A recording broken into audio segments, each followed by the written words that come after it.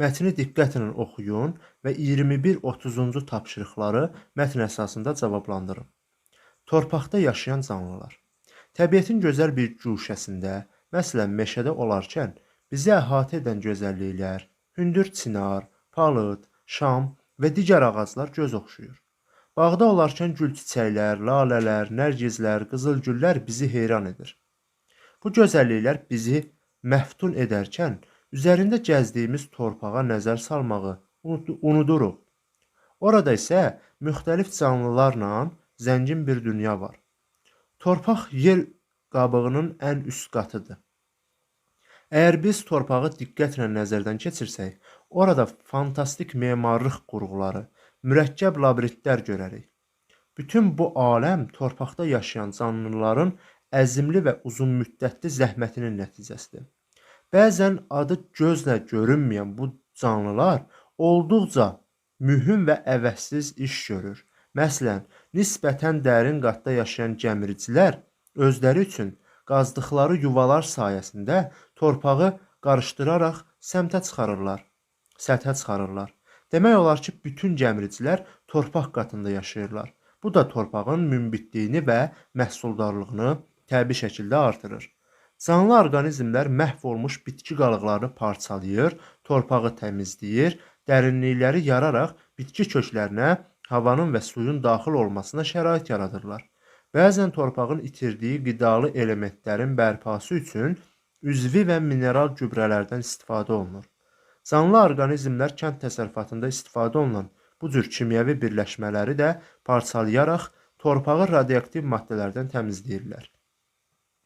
Əks halda bu birləşmələr insana çox böyük zərər verə bilər. Daha çox torpağın üst qatında rast gəlinən soxulcanların fəaliyyəti isə əvəzsizdir. Onlar torpağı yumuşaldırlar. Həzm sistemində mineral maddələri parçalayaraq torpağın fiziki xassəsini yaxşılaşdırırlar. Bir çox hallarda məhsuldarlığı artırmaq üçün soxulcanları şuurlu şəkildə çoxaldırlar, yəni süni şəkildə. Məsələn, Kaliforniya adlı xüsusi yağış soxulcanı yaratmışlar ki, o fəaliyyətinə görə adi yağış soxulcanından 10 dəfələrlə üstündür. Beləliklə, bir çox gözə görünən və görünməyən, fəqət torpaqda yaşayan orqanizmlər məhsuldarlığı təmin edir. Torpağın məhsuldarlığı isə tarix boyu cəmiyyəti düşündürən məsələ olmuşdur. Çünki insan sivilizasiyası tarixində böyük sahələrdə süni yolla heç bir torpaq layı yaradılmamışdır. Mətnimizi oxuduq, mətnlə tanış olduq. İndi isə keçək sualların izahına. 21-ci sualda bizdən soruşur ki, hansı cümlə məzmun baxımından işarəsinin yerinə uyğundur? Məzmun baxımından. Baxaq indi həmin yerə. Baxın, mətnin əsas hissəsidir. Bir daha həmin hissəni oxuyuruq. Təbiətin gözəl bir guşəsində, məsələn, meşədə olarkən bizi əhatə edən gözəlliklər, hündür çinar, palıd, şam və digər ağaclar göz oxşuyur. Bağda olarkən gül çiçəklər, lalələr, nərgizlər, qızılgüllər bizi heyran edir. Bu gözəlliklər bizi məftun edərkən üzərində gəzdiyimiz torpağa nəzər salmağı unuduruq. Baxaq. Günəş sistemini öyrənən elm sahələrindən biri astronomiyadır. Bu elmi bir məlumatdır, elmi bir faktdır. Burada isə insan öz təəssüratını bölüşür bizimlə. Baxın, bu hissə təəssürat hissəsidir. Əgər fakt hissəsinə qalsa, biz bu hissələrdə, yəni əsas hissələrdə və son hissələrdə biz faktla tanış olmuş oluruq. Amma birinci hissə, təqdim etdiyim bu hissə təəssürat hissəsidir. Və burada ümumiyyətlə astronomiya və günəş sistemindən və s. digər, onda günəşdən danışmış olsaq, gərək biz flora, faunadan da danışmış olaq. Faunadan yox, floradan. Çünki burada bitkilərdən, ağaclardan söhbət gedir. Deməli, A variantı uyğun gələ bilməz. Dolğun cavab ola bilməz. B variantı. Səyahət edərkən çaylara, bulaqlara, dağlara, dərələrə valeh oluruq. Bəli, bu fikir səsləşə bilər. Çünki bu təəssürat hissəsidir. Bir şəxs öz təəssüratların fikrində buraxdığı izləri bizimlə bölüşür. Bir daha həmin hissəni əlavə etməklə oxuyuram. Təbiətin gözəl bir guşəsində, məsələn meşədə olarkən bizi əhatə edən gözəlliklər, hündür çinar, palıd, şam və digər ağaclar göz oxşuyur. Bağda olarkən gül çiçəklər, lalələr, nərgizlər, qızılgüllər bizi heyran edir. Səyahət edərkən çaylara, bulaqlara, dağlara, dərələrə valeh oluruq. Baxın, əlavə etdik. Bu gözəlliklər bizi məftun edərkən üzərində gəzdiyimiz torpağa nəzər salmağı unuduruq. Hər nəsə o hissəsinə nəysə, o hissəyə baxmamaq da olar. Yəni düzgün cavabımız olacaq B variantı. Çünki təəssürat hissəsi idi bu, digər hissələr isə fakt hissədir. Torpaq uğrunda ölən varsa vətəndir. Bu fikir düzgündür. Torpaq uğrunda ölən varsa vətən olur. Amma biz burada torpaqda yaşayan canlılardan, torpağın üstündə bitən bitkilərdən bəhs edirik. Yəni burada biz hər hansı vətənpərvərlik mətnindən danışmadıq ki, bu fikir onunla uyğun olsun. Deməli C variantı uyğun olmayacaq. Torpağı onun altında gəzən həşaratları, böcəkləri, bitki qalıqları görürük. Bu fikir də uyğun gəlməyəcək. Çünki bu ola bilər ki, əsas hissəyə uyğun olsun. Daha çox əsas hissəyə uyğundur. Və son hissəyə də uyğun ola bilər. Deməli, biz təəssürat hissəsinə yox, fakt hissəsinə uyğundur. Ona görə D variantını da götürə bilmirik. Kollar və ağacların kökləri torpağın altındakı minerallarla qidalanırlar. Bu fikir ümumiyyətlə mətndə yoxdur.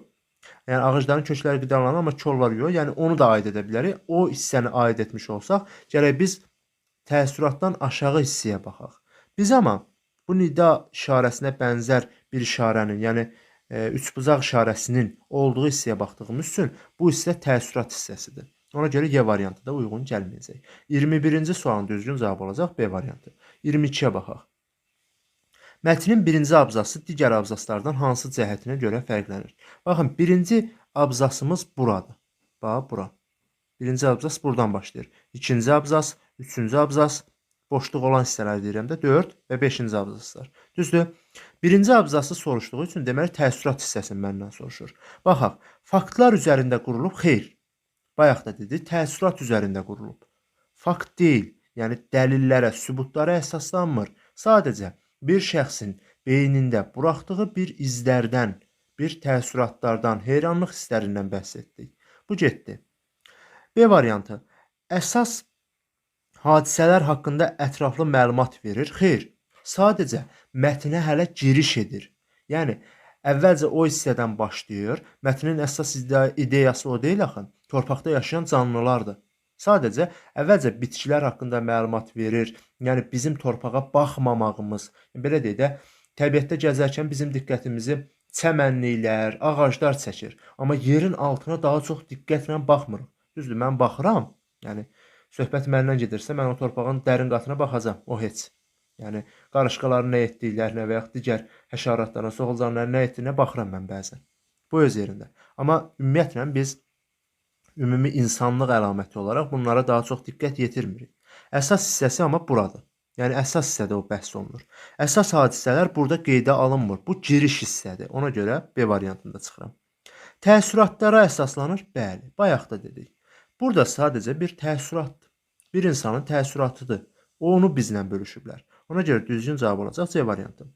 Terminlərdən daha çox istifadə olunub? Xeyr, terminlərdən əsas və son hissədə, yəni final hissədə istifadə olunub. O da bioloji terminlərdən istifadə olunub. Ona görə D variantında çıxıram. Mətndəki fikirlər ümumiləşdirilir. Xeyr, mətnin hələ bu əsas hissəsidir.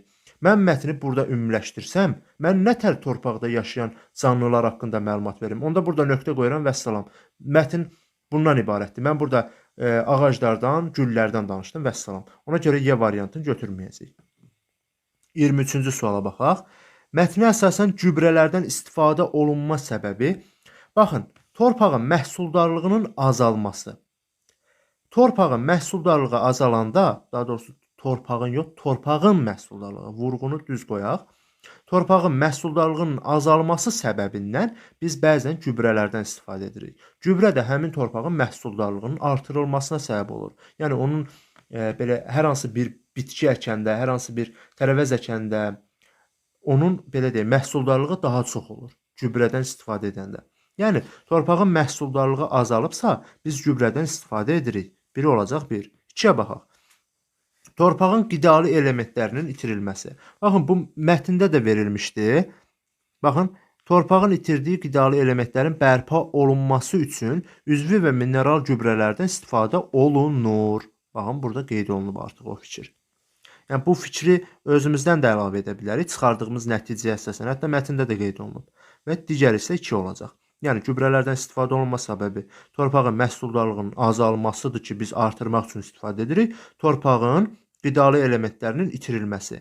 Yəni qidalı elementlərlə bərpa olunur ki, onun məhsuldarlığı həm çox olur, həm də çox keyfiyyətli və gözəl olur. Deməli 1, 2. Düzgün cavabımız olacaq 23-də C variantı. Süni torpağın yaradılması, xeyr, biz gübrələrdən süni torpağın yaradılması məqsədi ilə istifadə etmirik. Mətnə əsasən. Çünki mətndə biz gübrədən istifadə edirik ki, torpağın məhsuldarlığı azalıb onu artıraq. Torpağın qidalı elementi itirib onu bərpa edək. Radioaktiv maddələrdən çirkləndirmə. Düzdür, burada yazılıb radioaktiv maddələrdən təmizləyir. Amma nə? Canlı orqanizmlər. Yəni canlı orqanizmlər radioaktiv maddələrdən təmizləməsə, insan həyatı üçün böyük bir təhlükə yaratmış olacaq. Amma gübrədən biz istifadə etmirik ki, o getsin orada radioaktiv maddə təmizləsin. Mətndəki fikrə əsasən, yenə də deyirəm, biz mətni oxuyuruq. Ümumi belə deyək, dünyagörüş cəhətdən onlar ola bilər, amma digər tərəfdən biz mətni təhlil etdiyimizə görə, mətnin, baxın burada da yazılıb da, mətnə əsasən gübrədən nəyə görə istifadə olunur? Yəni mətndə yazılır da o, mətnin içərisində yazılır ki, gübrədən filan şeylərə görə istifadə olunur. Deməli 4-ü də çıxırıq. 24-cü sualın izahına baxırıq. Baxaq. Deməli, mətnə görə torpaqda yaşayan canlıların faydaları sırasına daxildir. Yəni, torpaqda yaşayan canlılar, soxulcanlılar, gəmiricilər, bunlar torpağa nə kimi faydası var? İnsanlara nə kimi faydası var? Baxaq. Bitki qalıqlarını parçalayır. Bəli, mətndə də qeyd olunub. Baxın, gedək baxaq. Bitki qalıqlarını parçalayır. Gördünüz, canlı orqanizmlər bitki qalıqlarını parçalayır. Daha sonra 2. Torpağı nəm saxlayır. Bu mətndə yoxdur. Bunu çıxıram, 1-i götürürəm. 3-ə baxaq. Kimyəvi birləşmələri parçalayır. Baxın, gedək bura. Baxın, üzvi və kimyəvi birləşmələri parçalayır. Üzvi və mineral gübrələrdən daha doğrusu istifadə olunur və kimyəvi birləşmələri parçalayır. Burada qeyd olunub. Deməli, 3-ü götürəcəm. Bitki gövdəsindəki zərərvericiləri məhv edir. Bu haqda məlumat mətndə yoxdur. Bu məlumatları çıxırıq. 5-ə baxırıq. Mineral maddələri də parçalayır. Bayaqlarda qeyd etdim. Kimyəvi və üzvi və mineral gübrələrdən istifadə olunur və kimyəvi elementləri də, radioaktiv maddələri də təmizləyir. Yəni, mineral maddələri parçalayır. Deməli, biri də olacaq 5. 1, 3, 5. Düzgün cavab olacaq 24-də C variantı. Keçək 25-ci sualın izahına. Baxaq 25-ci suala. Cədvəli tamamlayan fikri müəyyən edin. Mətndəki müddəa, yəni əsas müddəa, bir də mətndəki fakt, yəni təəssürat deyil, fakt. Mətndəki müddəa, yəni buradan çıxardığımız nəticə nədir? Təbiətin gözəlliyinə heyran olmamaq mümkün deyil. Yəni bu müddəa ifadə olunubdur. Bu təəssürat hissəsində qeyd olunmuşdur. Biri olacaq 1. Yəni mətndəki müddəa təbiətin gözəlliyinə heyran olmamaq mümkün deyil. Düzdür? 2-də isə süni şəkildə Kaliforniya adlı yağış soxulcanı yaradılıb. Bu əsas müddəa deyil. Yəni mən bu müddəanı çıxarda bilmərəm. Ondansa onun içərisində bir soxulcan haqqında da məlumat verilibdir. Daha sonra gəmiricilər haqqında da məlumat verilibdir. Gərək onları da müddəa kimi hesab edəm. Amma ümumiyyətlə onların hamısı gəmiricilər haqqında danışmaq, soxulcanlar haqqında danışmaq, təbiətdəki bitkilər, ağaclar haqqında danışmaq, təbiətin gözəlliyinə heyran olmaq anlamına gəlir. Yəni hətta o həşaratlar belə, onların gördüyü o işlər belə insanda bir heyranlıq hissi doğurur. Yəni ümumilikdə bir müddəa çıxır ki, mətndəki əsas müddəa təbiətin gözəlliyinə heyran olmamaq mümkün deyil. Biri olacaq 1. Daha sonra 2-ni götürə bilməyəcəm, bu getdi. Yəni əsas müddəa ola bilməz. Mətndəki fakt. İndi baxaq. Mətndə əsas bir faktı çıxartmalıyıq ortaya. Deməli, kimyəvi birləşmələrin torpağa zərəri var. Nöqtə. Vəssalam. Mətndəki əsas faktı. Bəli, kimyəvi birləşmələrin torpağa zərəri var. və ona zərəri olanın da insana da zərəri olmuş olacaq. Deməli, biri də olacaq 3. Mətndəki əsas faktdır. 4-ə baxaq. Torpağın çirklənməsi qarşısı alınmaz problemdir. Xeyr, torpağın çirklənməsi qarşısı alınmaz bir problem deyil. Torpağın məhv olması da həmçinin qarşısı alınmaz bir problem deyil. Yəni süni belə deyək, soxulcanların yaradılması, gübrələnmə prosesi torpağın çirklənməsinin qarşısını alacaq, daha münbit bir şəraitə salmış olacaq da, düzdür? Yəni torpağın məhsuldarlığı artmış olacaq. Bu da əsas fakt ola bilməz. Mətndə verilmiş ümumiyyətlə fakt da deyil bu. Torpağın çirklənməsinin qarşısını almaz problemdir cümləsi mətnin içində fakt kimi verilməyibdir. 3 verilibdir. Deməli, düzgün cavabımız olacaq 25-də 1, 3 A variantı. 26-cı sual. Nümunələrdən birini mətnin sonuna artırmaq mümkün olsa da, baxın, artırmaq mümkün olsa da, yəni həmin fikri artıra bilərəm, amma mətnin ideyasına və çıxan nəticəsinə uyğun olmayacaq. Yəni onu ifadə etməyəcək. Baxaq görək.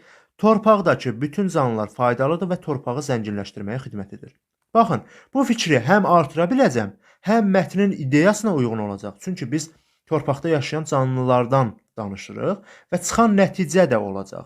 Torpaqdakı bütün canlılar faydalıdır, bu nəticəni çıxardırıq. Yəni, bütün canlıların, soxulcanın, gəmiricilərin əslində torpağa faydası var və torpağı zənginləşdirməyə xidmət edir. Həm artıra bilirəm, həm ideyasına, həm də çıxan nəticəsinə uyğun gəlir. Deməli, A variantı getdi. Bu uyğun olmayacaq.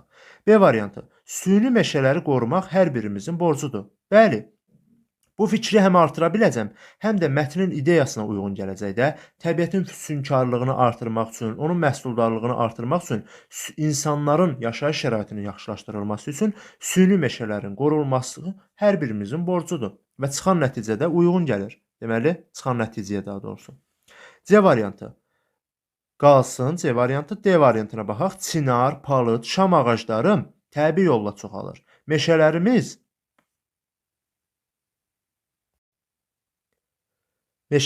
bunlarla çox zəngindir. Baxın, çinar, palıd, şam ağacları təbii yolla çoxalır.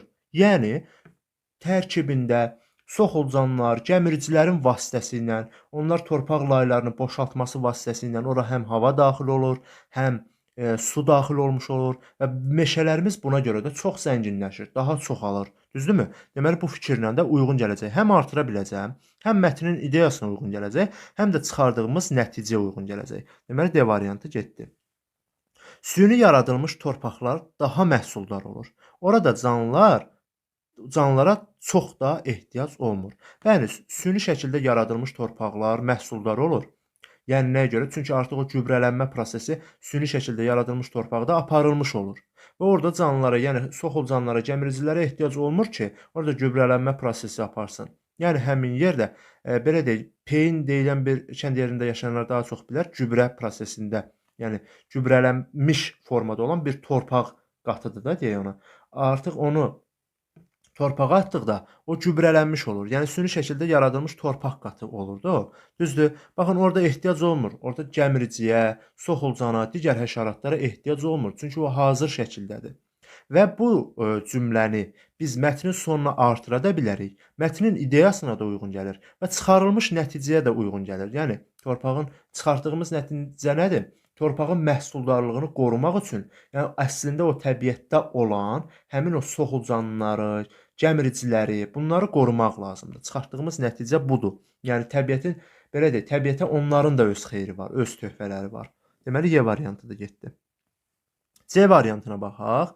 Süni yolla yaradılmış əfsanəvi Semiramida və Babil bağlarına da təbii torpaq daşınıb gətirilmişdir.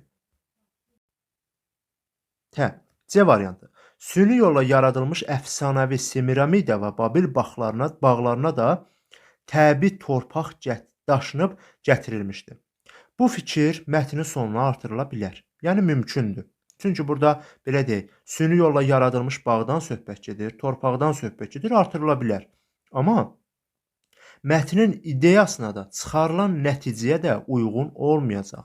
Ona görə də düzgün cavabımız olacaq C variantı. Yəni belə deyək də, süni yolla yaradılıb bir yer, yəni əfsanəvi bağlar, düzdür, və ora təbii torpaq daşınır. Bu nə dərəcədə düzgün ola bilər ki, biz çıxartdığımız nəticəyə uyğun gəlsin? Yəni biz mətndə süni yolla yaradılmış, belə deyək, torpaqdan söhbət getdi. Da bağdan söhbət getmədi ki, daha ora gətirib təbii torpaq daşıyıb tökmək filan, bəsməkan bunların heç biri uyğun gəlməyəcək çıxarılan nəticəyə. Ona görə də 26-cı sualın düzgün cavabı olacaq C variantı. 27. Mətnə əsasən müqayisə cədvəlindəki doğru fikirləri müəyyən edin. Baxaq. Deməli, soxulcanlar torpağın məhsuldarlığını artırır. Bu daha dolğun fikir olmayacaq.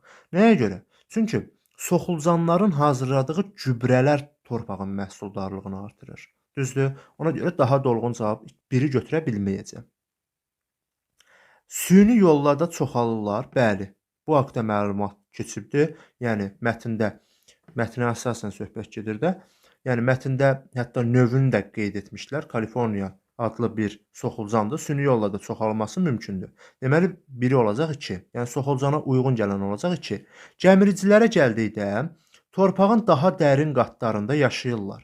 Yəni torpaq ən üst qatdır, onun dərin qatında yaşayırlar və bu daha faydalıdır, daha yaxşıdır. Yəni torpaqda boşluqlar yaradırlar, havalanma prosesi, suyun ora getməsi, yəni bu proseslərə daha çox kömək edirlər. Deməli, gəmiriciyə uyğun gələcək bu. Torpağın kimyəvi maddələrdən təmizləyirlər. Bu fikir ona uyğun gəlməyəcək. Çünki onların işi o deyil. Gəmiricilərin işi torpağın dərin qatlarında yaşayıb orada boşluqlar açmaq, oyuqlar çoxaltmaqdır. Amma kimyəvi maddələrdən təmizləmək deyil. Yəni mətnə də baxsaq bunu görə bilərsiniz. Deməli, biri olacaq 2, digəri 3. İndi ortaq cəhətə baxaq. Həzm sisteminin quruluşu torpağa faydalıdır. Bu birinə aid olacaq, digərinə yox. Yəni soxulcanlara aid olacaq, amma gəmiricilərə yox. Ona görə 5-i götürənmərəm. Oxşar cəhət soruşur. 5-ə baxaq. Torpağı zənginləşdirməyə xidmət edir. Bəli, hər ikisi torpağın məhsuldarlığını artırmış olurlar. Yəni belə deyək də, torpaqda biri gübrələnmə prosesini həyata keçirir, digəri isə boşluqlar yaradır, havanın ora daxil olmasına xidmət edir, suyun ora daxil olmasına xidmət edir və beləcə torpağı zənginləşdirirlər. Yəni torpağın məhsuldarlığı daha çox artmış olur. Deməli, biri də olacaq 6. Daha dolğun fikri müəyyən edirik. Yəni daha uyğun, daha doğru fikri uyğunlaşdırdığımız üçün düzgün cavabımız olacaq 2, 3 və 6. 27-ci sualda düzgün cavab olacaq D variantı. 28-ci suala baxaq. Bəndlərdən biri mətndəki heç bir abzasa uyğun plan bəndi kimi düşünülə bilməz. Torpaqda yaşayan canlıların fəaliyyəti. Baxaq mətnə. Baxın, istər bu abzasa, istərsə bu abzasa, yəni onu artıra bilərik. Düzdür? Deməli, digər hətta buna da artıra bilərik. Yəni abzasları bunlara uyğun gəlir. Çünki diqqətlə baxsaq, həmin abzaslarda torpaqda yaşayan canlıların fəaliyyətindən söhbət gedir. Onların nə işə yaradıqlarına söhbət gedir. Deməli, bunu artıra bilərəm. Yəni, plan bəndi kimi düşünə bilərəm. Amma bilməz lazımdır. Təbiətdəki gözəlliklər mətndən də tanış olduğumuz kimi, təbiətin gözəllikləri giriş hissədə qeyd olunmuşdur. Yəni, giriş hissənin abzasına uyğun gələcək. Bu getdi. Sonra C variantını saxlayıram.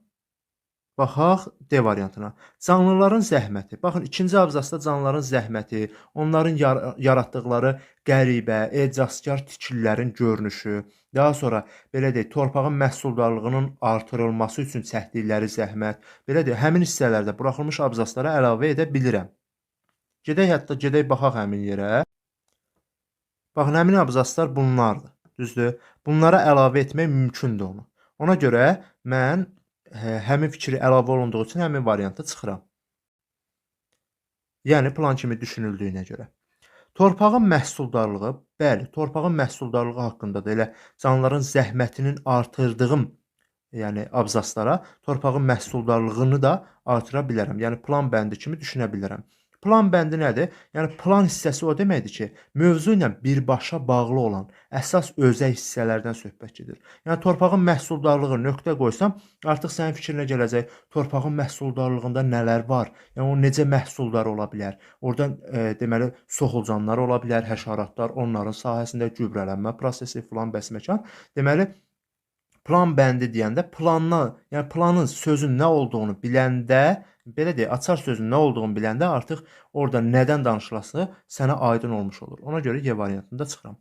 Göz önündəki canlılar. Xeyr, bunların hər biri torpağın dərin qatlarında, dayaz qatlarında olan canlılardır. Soxulcanlar, gəmiricilər. Düzdür, deyə bilərsiniz ki, soxulcanı biz gözlə də görürük, amma bunlar əslində torpağın içərisində yaşayan canlılardır. Təbii ki, nadirən deyək ki, yeri əgər sən belləmisənsə, yer dərin qatından, dayaz qatından onu çıxardıb görə bilərsən. Bu öz yerində. Amma göz önündə yaşayan canlılardan söhbət getmir axı.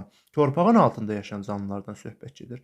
Deməli, bu heç bir abzası artırıla bilməz. Yəni, heç bir abzasın plan bəndi kimi düşünülə bilməz. 28-ci sualda düzgün cavab olacaq C variantı. Keçək 29-cu suala. Təbiəti yalnız onun qanunlarına tabe olmaqla ram etmək olar.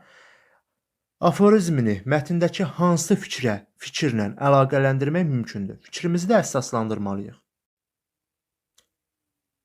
Baxın, təbiəti yalnız onun qanunlarına tabe olmaqla ram etmək. Yəni, belə deyək də, əgər mən təbiəti ram etmək istəyirəmsə, təbiətin məndən tələb etdiyi qanunlara tabe olmalıyam.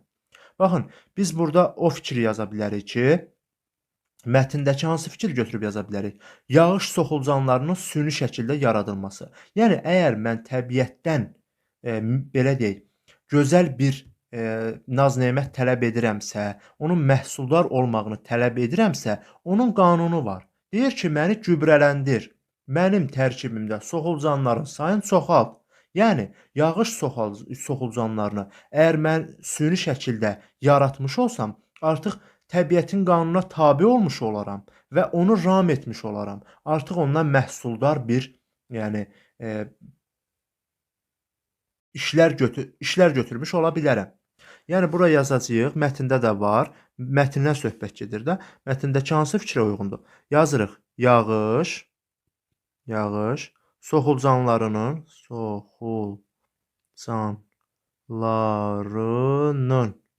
süni yaradılması. Süni şəkildə yaradılması. Hətta bu cür də yazaq. Süni şəkildə yaradılması.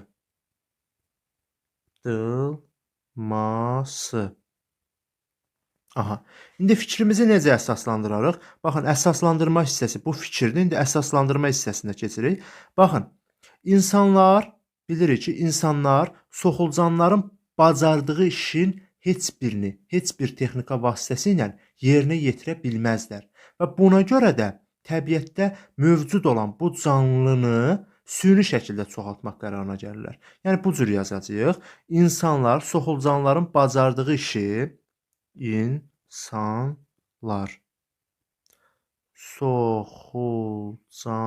soxulcanların bacardığı. Burada düzdür, xəttimiz biraz yaxşı düşmür. Buna görə üzrü sayın. Amma siz imtahanda bu situasiya tipli sualları çalışın ki, gözəl xəttlə yazasınız. Bu 1 plus öndə olmağınız deməkdir. Bacardığı işi heç bir texnika vasitəsilə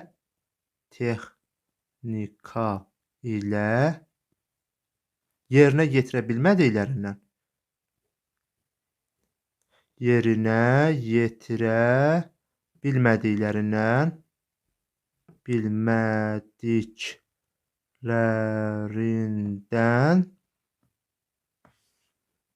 mövcud olan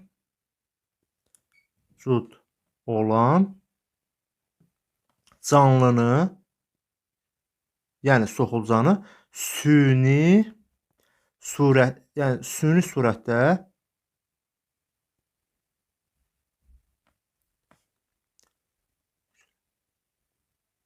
çoxaltmaq qərarına gəlmişdilər.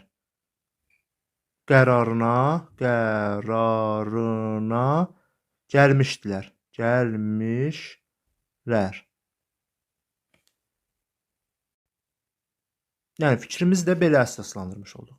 İnsanlar soxulcanların bacardığı işi heç bir texnika vasitəsilə yerinə yetirə bilmədikləri üçün təbiətdə mövcud olan canlını süni surətdə çoxaltmaq qərarına gəldilər. Yəni, ona görə də yağış soxulcanlarını süni şəkildə yaratdılar. Yəni, bu fikri, yazdığınız o fikri burada əsaslandırmalısınız. Yəni nəyə görə həmin fikri yazmısınız? O fikri əsaslandırmalısınız. Deməli düzgün cavabı qeyd etdik. 30-cu sual. Mətndə tünd qara hərflə verilmiş sözün qarşılığını cümlədə işlədin. Görək tünd qara hərflə verilmiş söz hansıdır? Fantastik sözüdür. Baxın, əgər biz torpağı diqqətlə nəzərdən keçirsək, orada fantastik memarlıq qurğuları, mürəkkəb labirintlər görərik. Yəni fantastik, qəribə, möcüzəli, ecazkar bu sözlərlə əvəz edə bilərik. Keçək suala baxaq. Fantastik sözüdür. Onun əvvəlcə qarşılığını qeyd edək. Məsələn, qəribə və yaxud ecazkar. Qəribə sözünü götürək. Yəni biz bir söz götürə bilərsiniz və yaxud iki, fərqi yoxdur. Cümlə daxilində işlədin. Qəribə sözü. Söhbət tikilidən gedirdi də. Yəni onların tikdiyi tikilidən söhbət gedir. Düzdür?